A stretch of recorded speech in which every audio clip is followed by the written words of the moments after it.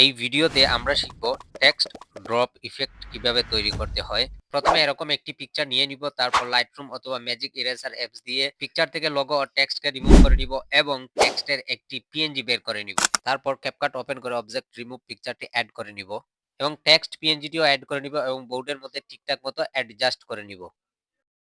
তারপর লেয়ারের উপর ক্লিক করে ডুপ্লিকেট করে নিব। এরপর প্রথম লেয়ারে এসে মাস্ক অপশনে যাব, সার্কেল মাস্ক সিলেক্ট করে নিব এবং লোগোকে ভালোভাবে অ্যাডজাস্ট করে নিব। তারপর লেয়ারের শুরুতে এসে শুরুতে একটি কিফ্রেম এড করব এবং একটু সামনে গিয়ে আরেকটি কিফ্রেম এড করব। প্রথম কিফ্রেমে এসে লোগোকে একটু জুম করে বাহিরের দিকে মুভ করে দিব। এরপর উভয় কিফ্রেমের মাঝ বরাবর এসে একটি গ্রাফ এড করব। আমি যেটি এড করতেছি সেটি এড করে নেবেন। তখন লোগোর মুভমেন্টটা এভাবে তৈরি হবে।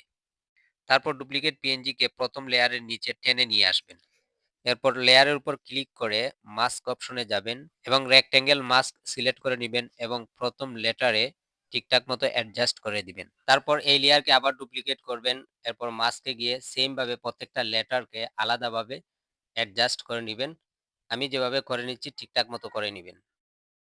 এরপর প্রথম লেয়ারে গিয়ে শুরুতে একটি কিফ্রেম এড করবেন, সামনে গিয়ে আরেকটি কিফ্রেম এড করবেন।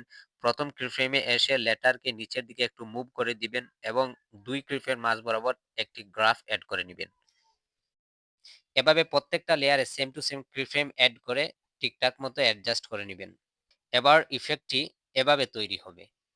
এরপর নিচের লেয়ারে যাবেন এবং সামনে গিয়ে স্প্লিট করবেন, ডিলিট করে দিবেন।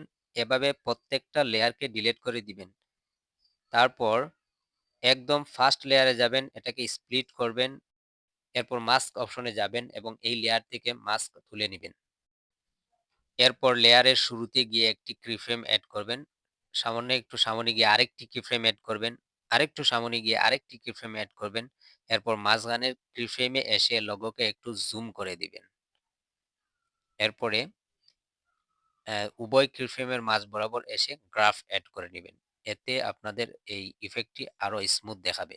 এবার কাজটি শেষ হয়ে গেল। দেখে নেই কিভাবে ইফেক্টটি তৈরি হলো। ভিডিওটি যদি ভালো লাগে লাইক, কমেন্ট, শেয়ার এবং ফলো দিতে ভুলবেন না। আর কমেন্টে জানাবেন আপনারা কোন ধরনের টিউটোরিয়াল চান। আল্লাহ হাফিজ।